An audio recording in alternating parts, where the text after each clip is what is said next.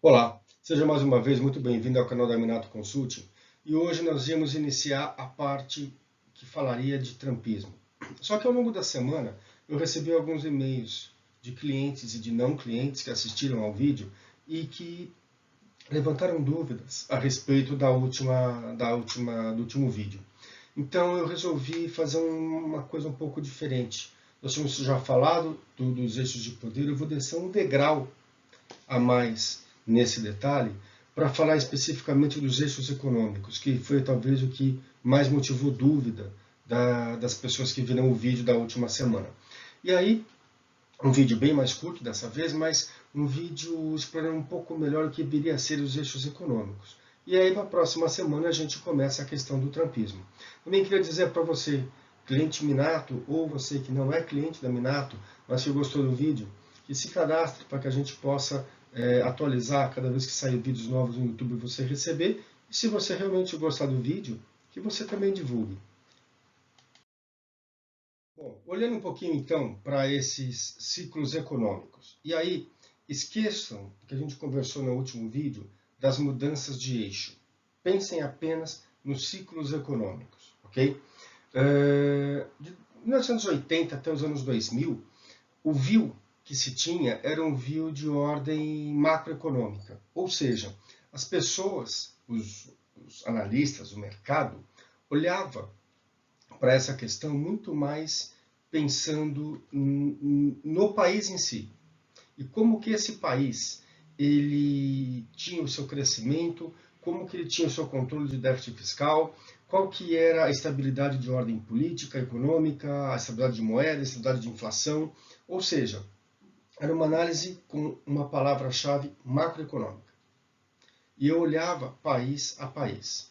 Quando a gente começa a olhar a partir de 2000 até 2015, mais ou menos, eu tenho aquele boom dos emergentes, eu tenho aquele boom dos BRICS, eu tenho um novo momento acontecendo. E aí é muito interessante porque a matriz, a palavra-chave, nesse caso, ela muda. Ela começa a ser vista como setorial, a palavra-chave.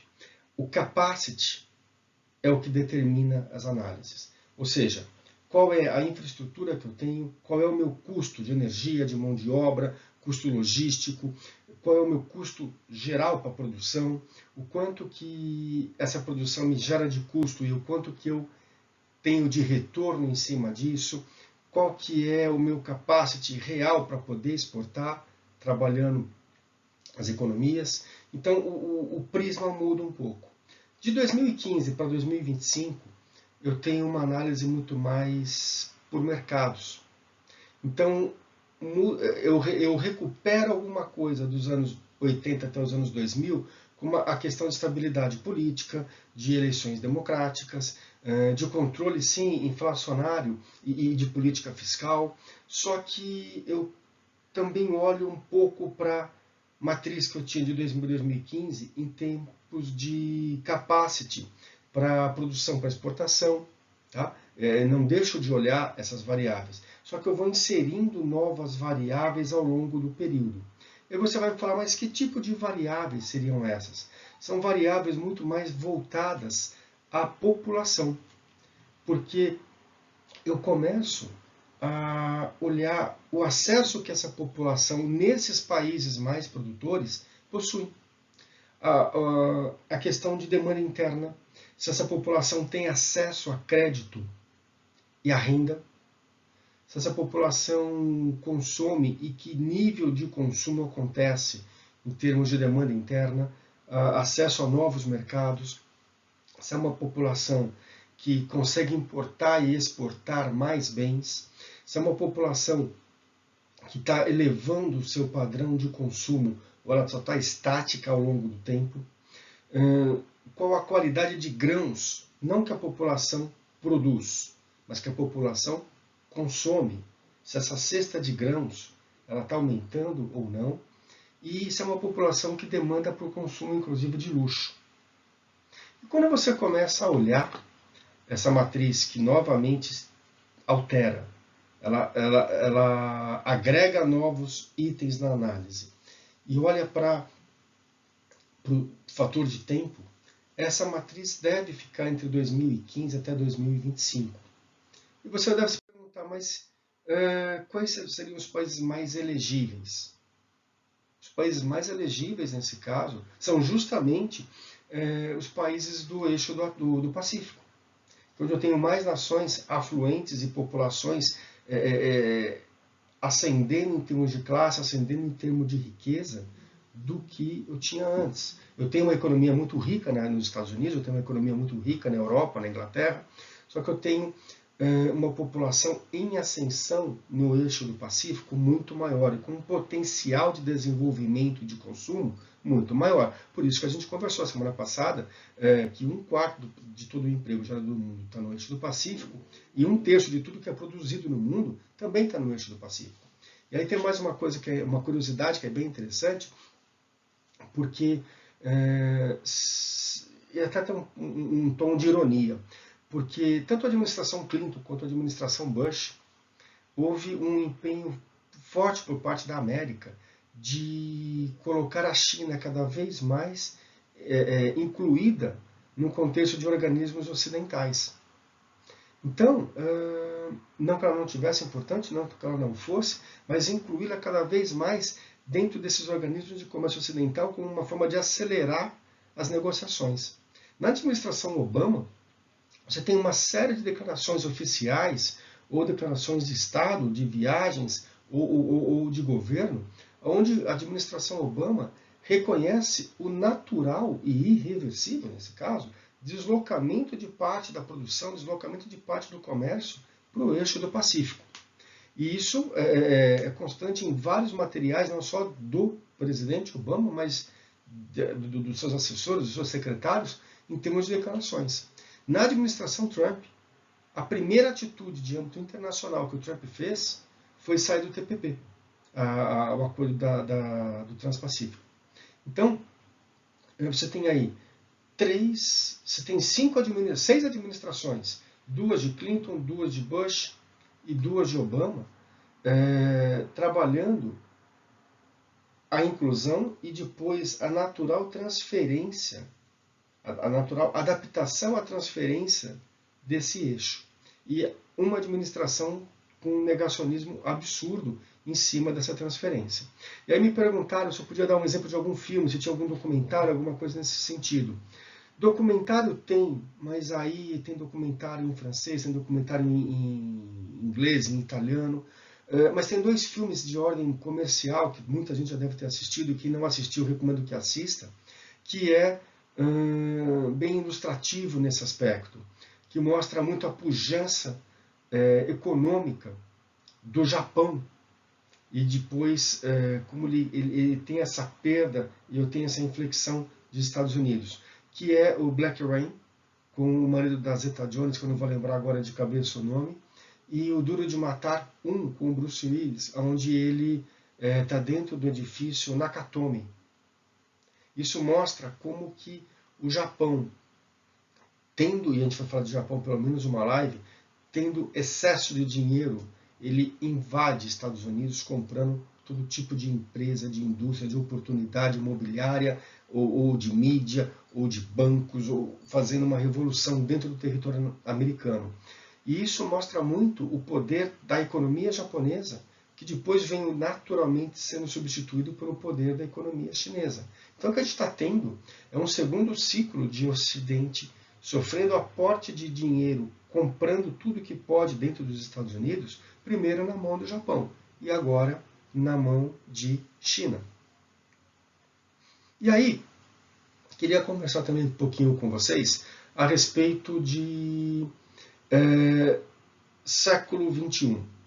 Porque olhando para dentro desse século, nas últimas 2 décadas, o planeta sofreu 3 crises globais.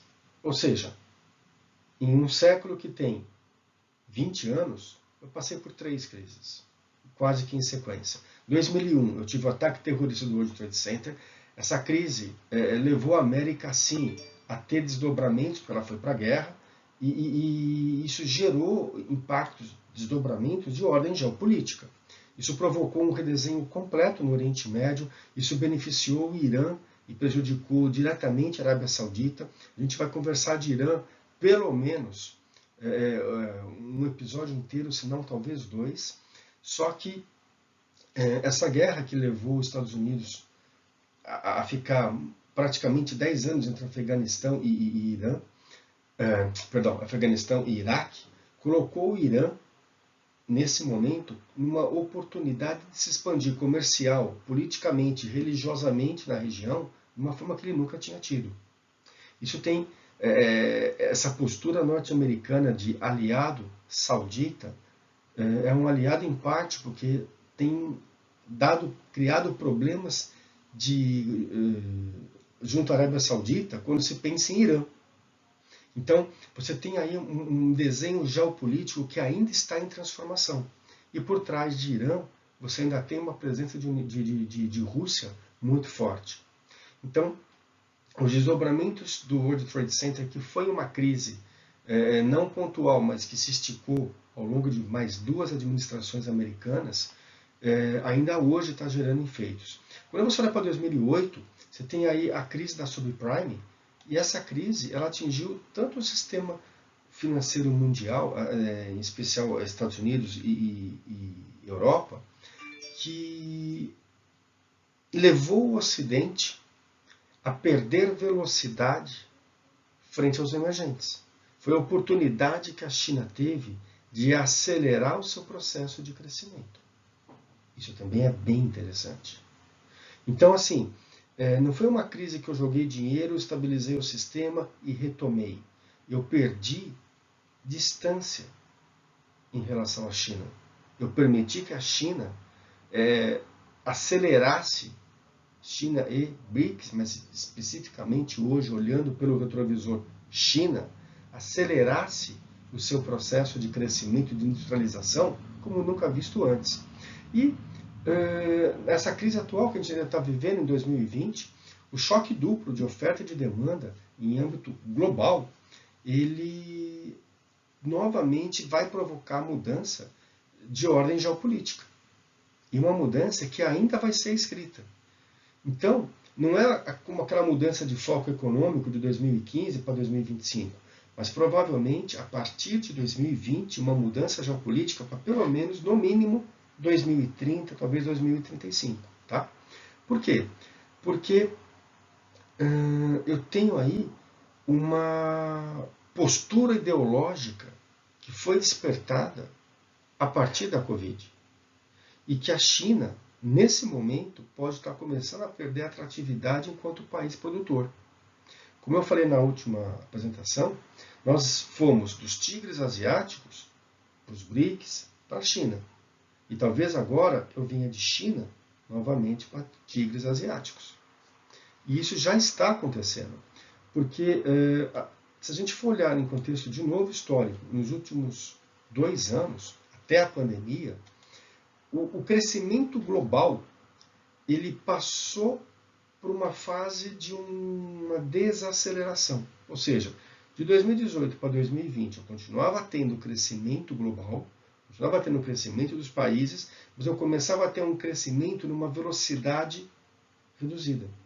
Um crescimento menos expressivo, globalmente falando. Mas não ter um crescimento com uma velocidade menor, ter um grau de crescimento, uma expectativa de crescimento crescendo a menor, não tirou das mãos da China a oportunidade de continuar recebendo empresas no seu território e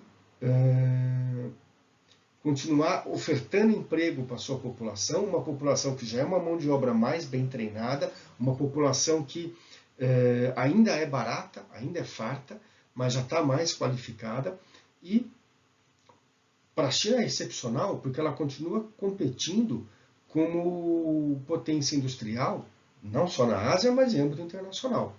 De 2018 para cá, esses últimos 2 anos, a administração Trump vem sistematicamente promovendo uma polarização político-ideológica anti-China. Isso todo mundo já sabe.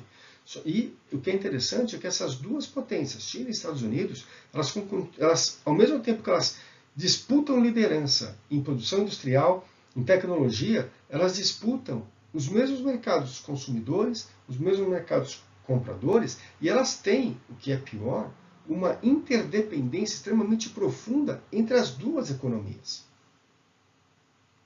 Isso tem levado a essa interdependência e esse choque ideológico, nós contra eles, e aí a China é obrigada a rebater, ela não provoca a briga, mas ela é obrigada a reagir a partir da briga na qual ela é inserida, ela vai levando as nações compradoras, as nações exportadoras, uma difícil escolha. Por quê?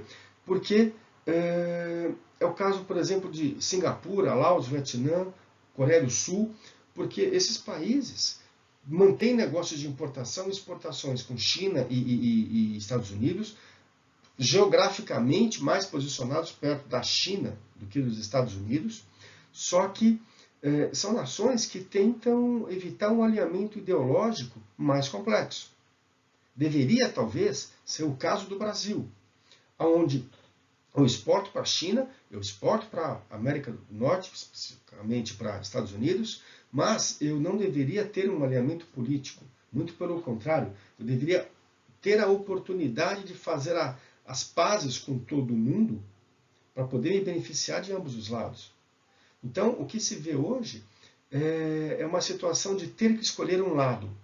E escolher um lado não é uma questão ideológica, é uma questão de perda de renda, de capacity de produção, capacity de receber investimento externo e de crescimento. É quase que um posicionamento para uma pré-guerra. E isso é complicado para nações que são mais pobres. E quando chega a Covid, e ela levou a China a suspender no mês de fevereiro a fabricação de seus produtos, isso se estendeu de fevereiro para março, e várias regiões na China pararam as suas fabricações, toda a cadeia logística, cadeia de distribuição no Ocidente foi afetada, ou seja, você afeta toda a chegada de bens e de equipamentos antes que a própria doença chegasse ao local.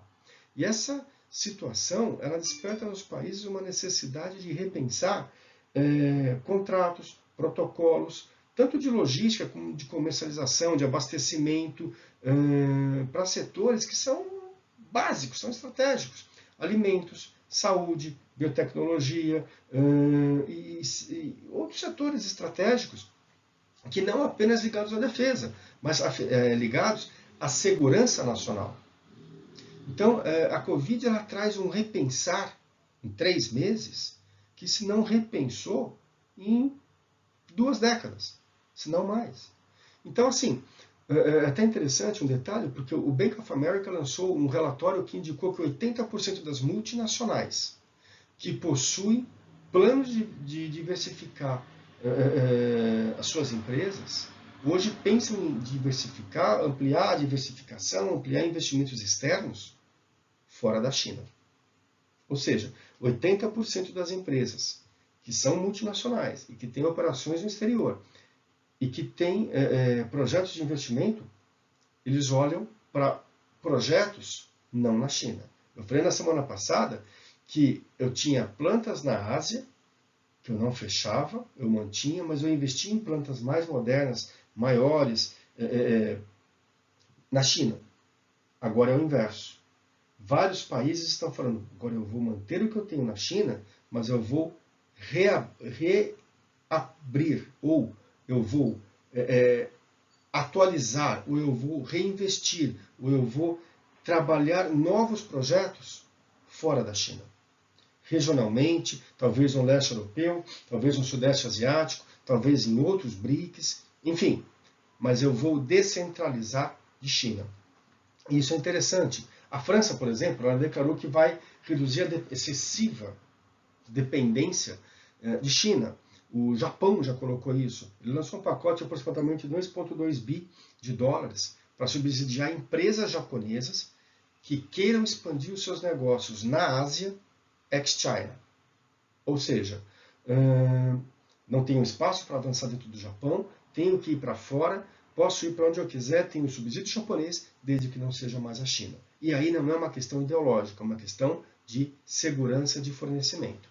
E também é interessante porque as próprias empresas americanas, elas, com esse temor da administração Trump de serem punidas, principalmente em termos fiscais, elas começam a transferir parte da produção para o Vietnã. É o caso, por exemplo, da Apple, da Google. Isso tem levado a uma janela de oportunidade fantástica a outros países, porque, por exemplo, a Tailândia, a Malásia, a Índia, elas têm se aproveitado dessa ocasião, dessa janela de oportunidade e têm feito propostas a países, a empresas em outros países, para instalarem as suas plantas nos seus territórios, o que torna a oportunidade ainda tímida, porque nem todos esses países vão ter a infraestrutura necessária que a China oferece hoje, mas também não vai ter mão de obra talvez tão qualificada quanto a mão de obra chinesa é hoje em relação a esses países, mas é um processo, é um início. E é interessante porque tem um ditado que diz que para enfraquecer uma muralha basta uma infiltração, porque ela é silenciosa, só que ela é constante. Então, talvez seja aí um redesenho voltando para trás para um novo ciclo de tigres asiáticos, por exemplo, e não só de China, como a gente tinha visto até então. E vem mais uma provocação daquelas que eu gosto às vezes de fazer, que não precisa se dizer muito, basta se ler com atenção que vocês vão entender. E aí é interessante porque a China ela pode estar entrando num novo ciclo de economia. Ou seja, eu passo a ter, a partir de todo esse repensar que a Covid trouxe nesses últimos 3, 4, 5 meses, eu passo a ter uma forma diferente de se ver investimentos em China. Ela pode ser menor, ela vai continuar acontecendo. É muito raro que eu desmonte a minha empresa, ponha no navio e mande para fora da China. Provavelmente vou ficar com o que eu tenho em China, mas eu passe a investir em novas áreas, em novas plantas, em novos projetos. E se isso acontecer de fato, eu posso estar tendo o início de um boom de infraestrutura em todo o Sudeste Asiático, como eu tive há 10, 12 anos atrás em China. Isso é bem interessante, porque é um novo ciclo de crescimento, de geração de renda, geração de consumo em todo o Sudeste Asiático, não apenas em China. Então, quando você pensa em offshore, você tem que pensar que há mercados asiáticos, ex-Japan, ex-China, que podem se beneficiar muito nos próximos 10 anos se essa descentralização da produção acontecer de China, de novo, para tigres asiáticos. É lógico que a mão de obra não é tão qualificada, não é tão farta e tão fácil se produzir nesses países, mas eu tenho tido janelas de oportunidade que essas nações estão oferecendo, inclusive na própria Índia, para tentar atrair investidores, investimentos de longo prazo, projetos que te deem capacidade de crescimento enquanto país. Só que a China vai continuar, sim, se beneficiando muito a médio prazo. Por quê? Porque conforme eu vou tendo uma mudança do foco de investimento econômico, o foco político, ele segue a mesma trilha. Então, o centro hoje de oportunidade econômica e, lógico, política, vai ser cada vez mais jogado para o que seria o eixo do Pacífico. A parceria transpacífica é um exemplo disso, e você tem administrações hoje, como a administração Trump, que sistematicamente vem achatando a expressão americana em termos globais, seja militarmente, seja politicamente, seja comercialmente. Ela vem se diminuindo sistematicamente. E é um choque grande que a gente vai conversar nos próximos vídeos sobre eleições americanas, porque não necessariamente por transformar a América grande, no sentido de crescimento, eu tenho que romper contratos, eu tenho que olhar para dentro, construir um muro e viver dentro da minha comunidade. Não, eu posso ter negociações políticas mais inteligentes, mas isso é assunto para outra live. Outra coisa, a China ela tem atraído também várias críticas sobre a postura que ela tomou. A demora em reconhecer a pandemia, Ou seja, estava sendo assinada a fase 1 do acordo dos Estados Unidos-China para tentar acabar com essa guerra comercial. Eu já estava tendo, antes disso, já a perda do controle dessa doença em vários territórios, e o governo chinês ficou quieto para que simplesmente após 6 dias da assinatura do contrato, ele manifestar inicialmente que existia uma pandemia na China. Então, assim, uma perda do controle da doença na China. A China, ela tem sofrido críticas duras nesse sentido e também tem sido muito criticado por ter aproveitado da pandemia e usar toda essa gigante cadeia produtiva que ela tem, principalmente na área médica, para extrair o máximo de lucro no auge da pandemia no Ocidente. Então, são situações que, principalmente, a administração Trump tem usado nesse momento já de aquecimento da campanha para bater muito na China. E é aí que eu queria pegar a palavra bater muito na China para finalizar esse vídeo. Porque a dúvida continua sendo como os mercados vão reagir. A expectativa de recuperação das economias nessa reentrada à normalidade, como a eleição americana vai conduzir a partir de Donald Trump e toda a sua retórica a questão de China, ou seja, Trump vai bater pouco ou vai usar a China como um saco literalmente de pancadas em comício eleitoral, para tentar aquecer aquela base e despertar a atenção dos delegados que votam no colégio eleitoral. Isso até praticamente novembro. E essa perda de atração da China, ela sofre de uma forma um pouco diferente daqui para frente, porque o desenho inicial, como eu disse para vocês, de política, passa a ser agora muito diferente do que a gente tinha. Então, talvez seja um desenho que a gente não imaginava há 2 anos atrás. Por quê? Porque a infraestrutura que eu expliquei para vocês no primeiro slide foi mudando de ciclos econômicos. O problema é que agora, olhando para 2025, 2030, 2035, o que poderia estar na mesa? O que poderia ser um novo ciclo? Seria a palavra tecnologia. Eu falei para vocês de visão macroeconômica, setorial e, por fim, de mercados. A próxima palavra, talvez, que entrasse naquele desenho seria de tecnologia. Porque a infraestrutura tecnológica vai ser a base para segmentar o planeta nos próximos 5 anos. Vai segmentar em termos de capacidade, em termos de velocidade, em termos de processamento, de comunicação, de biotecnologia, de health. Ou seja, eu tenho uma situação de tecnologia que vai, inclusive, talvez no limite, explorar o campo militar no comando, no controle de armamento não tripulado. E isso me lembra muito um livro que eu li em 1991. Eu estava no 6º para o 7º ano, ou 7º ano de japonês, e eu precisava ler livros que não fossem aqueles livros gigantes, pesados, chatos, mas que fossem livros atuais em japonês. E eu li um livro do Shintaro Ishihara, que era o Japão que sabia dizer não. Eu li ele em japonês. É um livro pequenininho, fininho, com certeza tem outras línguas, e eu lia ele em japonês para poder praticar o japonês escrito e poder memorizar melhor o japonês que eu estudava. E o Shintaro Ishihara dizia uma coisa que era muito interessante, que o Japão era a balança que poderia transformar o mundo. Porque em 91, quando esse livro extremamente polêmico foi escrito, ele dizia que o que dava harmonia no mundo é que o chip japonês ia no míssil americano. Porque se aquele chip caísse nas mãos erradas, ele não fala a palavra Rússia, nem ex-União Soviética, mas em mãos erradas, a balança de poder poderia se inverter.